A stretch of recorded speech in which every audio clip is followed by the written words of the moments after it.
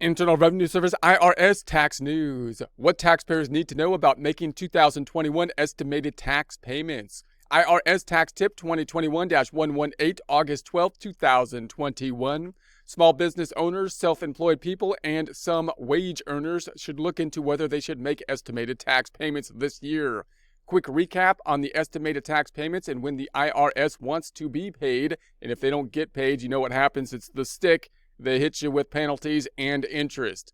So they want to get paid throughout the year when you're earning the wages. So in this example, we're in 2021. They want to get paid as you earn in 2021 so that when you file the tax return in the following year by April 15th, in this case, April 15th of 2022, in a perfect world, the system has basically been set up that you would like to be able to file the tax return and calculate your liabilities that you would owe for the year and then tell them how much you paid. And if it was a perfect system, they would be even and you'd have no refund. You'd have nothing paid in a similar fashion as what you might have seen in payroll tax return if you have any experience with that. However, it's not a perfect system. It's a very complex system, and therefore there's no possible way that we can estimate exactly what the taxes will be until we actually file the tax return in the following year, in this case 2022, by April 15th, due to complexities like the progressive tax system,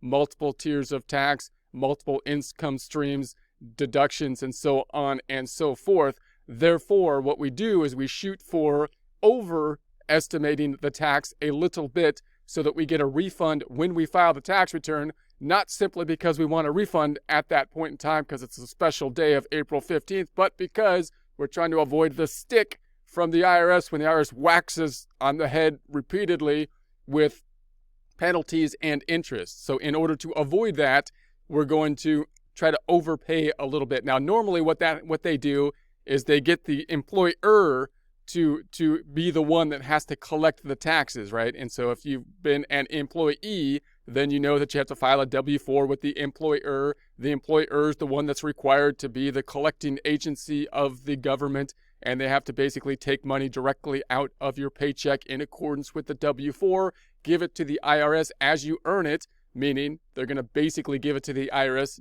on the system of earnings that you're on, meaning if you get paid weekly, bi-weekly, semi-monthly, or monthly, and the IRS gets their money throughout the year, hopefully a little bit over, so that you get the repayment in the following year when you file the tax return. However, if you're in a situation where you have particularly earnings outside of an employee situation, then you might be subject to having to actually write a check to the IRS. This is most common when you go from being an employee to self-employed and possibly have a Schedule C type of business. In that case, you have no one, the IRS is not able to force anybody else to force you to take your money for you and give it to the IRS before you even see it. Instead, you got to earn the money and actually write them a check. And typically they want the check on a quarterly basis. So that's a common problem when people go from being an employee to self-employed. They've had no actual control over how much, they don't even, we don't even realize how much we're paying really. And now we have to actually physically write a check before we know how much we even have to pay. Because how would we possibly know? Because usually you base it on the prior year. And if it's the first couple of years you're starting a business, you don't know how much you've really earned. And you got to deal with self-employment tax, Social Security, and Medicare. So the other situation that comes into common place is when someone goes from an employee to retirement and are earning their money from other resources, some of which might be taxable. And you have a similar situation. People are not used to not having their employer be the one that basically kind of figures out and pays the IRS as you go. You got to actually write a check to the government in those instances. So anyone who's picking up gig work or anything like that, you got to keep that in mind. Obviously, this is coming up more and more in the last couple of years because people have been mixing up their income streams from various sources. And if you're doing that in wages that you're not an employee, then you got to think about how you're paying the IRS and make sure that you're avoiding the stick that the IRS wields and they hit you with penalties and interest. Okay, so doing so can help them avoid an unexpected tax bill and possibly a penalty when they file next year. Taxpayers who earn a paycheck usually have their employer withhold tax from their checks. This helps cover taxes the employee owes. On the other hand, some employers earn income not subject to withholdings. For small business owners and self-employed people, that usually means making quarterly estimated payments. So if you're self-employed in particular, especially if you're newly self-employed in particular, and you don't have experience with this, and you don't have any prior year tax returns to kind of estimate what your earnings will be, make sure you're looking into this, because you don't want to get behind on things. It can be quite distressing, when you owe the IRS money all of a sudden, check it out. So here are some details about estimated tax payments. Generally, taxpayers need to make estimated tax payments if they expect to owe $1,000 or more when they file their 2021 tax return after adjusting for any withholdings. The IRS urges anyone in this situation to check their withholding using the tax withholding estimator on irs.gov. Now, this is a good tool to use because remember, if you try to estimate your withholdings as you go throughout the year, this is what you might run into. You might say, hey, look, I've only earned so much money as of this point in time. And if I try to do my taxes with the earnings that I have now, then of course my taxes might be quite low because there's a progressive tax system. So I can't, if it was a flat tax and if I had only earned like $20,000 now and I expect to earn more throughout the year, and I expect to earn like $40,000 by the end of the year or something like that, then the fact that I wouldn't have an even tax rate on the first $20,000 and the next $20,000 because there's a progressive tax rate. That's why we can't really estimate too easily throughout the year. What you have to do is be able to project how much you think you're going to earn for the entire year in general, because that's the only way that you could figure out what the actual tax bracket will be, your actually tax calculation, and then divide that by 4 and basically make it in 4 quarterly payments. So the way you do that is you either do it on your prior year tax return, which could be useful if your prior year tax return was relevant in terms of what you're doing now, which it's not for many people because of all the changes that have happened, both in terms of their circumstances and the tax law itself, which is constantly changing in pretty significant ways. So what you then need is a projection software that you can kind of make a projection in to try to figure this stuff out. And the IRS has this tax withholding estimator, which helps you to kind of figure out how much your withholdings would be. It also is useful for your estimated tax payments. You can use that, and that's basically software, tax software that helps you to kind of do a projection into the future if you had earned, so much money. So it's actually a pretty good tool. It's picking up more income sources. It's more complex tool these days, which it needs to be, given the fact that many people have many different income sources. Multiple people in a household are working who are going to file on the same tax return, and so on and so forth. So there's a link to that here, and it's a good tool to take a look at. So if the estimator suggests a change, the taxpayer can submit a new W-4 to their employer. So if you're using a W-4 and you're working for an employer, even though the IRS has forced the employer to take the money directly out of your paycheck, they can't force the employer to be responsible for paying enough, right? That's still on us, the taxpayer. We have that. So we have to file the W-4 to make sure that the employer is withholding the right amount. So you can use this estimator to kind of figure out how much you should be withholding if you're a W-2 employee, and or how much you should be paying possibly if you need to make estimated tax payments. Aside from business owners and self-employed individuals, people who need to make estimated payments also include sole proprietors, partners, and S-corporation shareholders. It often includes people involved in the sharing economy. There's a link to the sharing economy here. Corporations generally must make these payments if they expect to owe $500 or more on their 2021 tax return.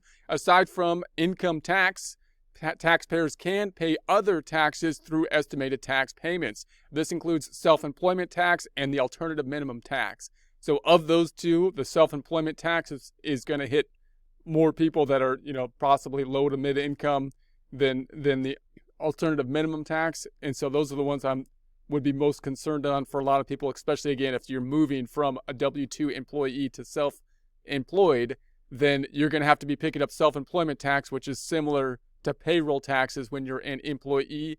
But when you're an employee, you only pay half the payroll taxes and your employer pays the other half. So your self-employment taxes are actually higher, and you're not used to calculating those on your 1040 because they're already paid, and those are basically a flat tax. In essence, they're a lot easier to calculate, in other words, than the federal income tax.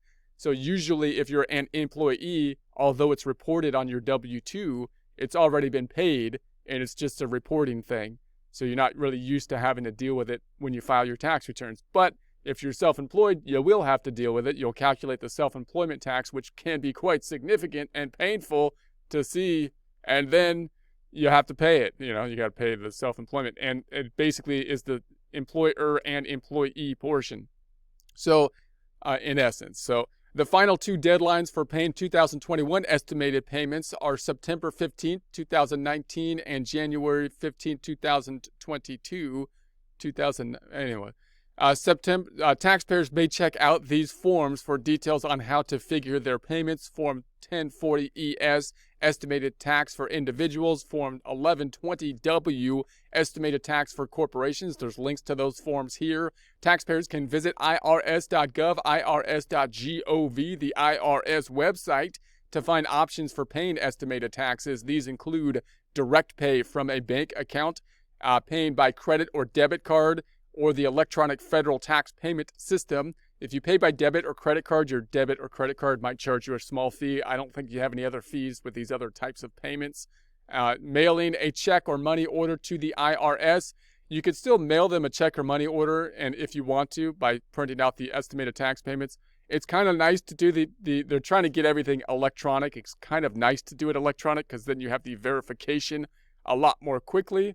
But you're not getting the money, you're paying the money. So if you were getting the money, then of course you want to get it faster. When you're paying the money, you might not be as concerned of the processing time it's going to take for the IRS to process the paper check and whatnot.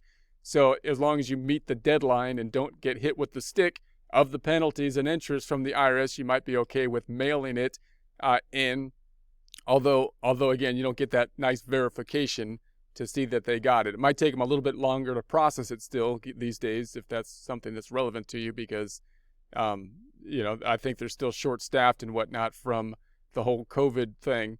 So paying cash at a retail partner, apparently you can actually pay cash. It just seems, I'm still amazed that you can pay cash on your IRS bill. It seems like that option is for the illegal people out there that don't want to have it, what they don't want to have any other option to write it. Maybe it's useful to other people. But in any case, you may be able to pay cash. You might have a fee if you have to pay if you want to pay cash to pay off your tax bill. It wouldn't be my first option to me, because what you want to do is have the paper trail generally.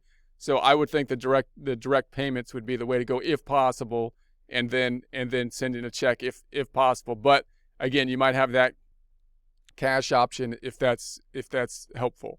So anyone who pays too little tax, there's a link to too little tax, through withholding, estimated tax payments, or a combination of the two, may owe a penalty. In some cases, the penalty may apply if their estimated tax payments are late. The penalty may apply even if the taxpayer is due a refund. So that's the stick that we're trying to avoid, that they wield. It's got like a nail in the end of it. That stick, it hurts when they hit you, especially with the nail part of the stick. In any case, then we have more information can be found at the links below. We got about form from form 1040. I think that's spelled wrong, but about from 1040. And then form 1120 instructions. There's links to that reading information here, and there'll be a link to this in the description.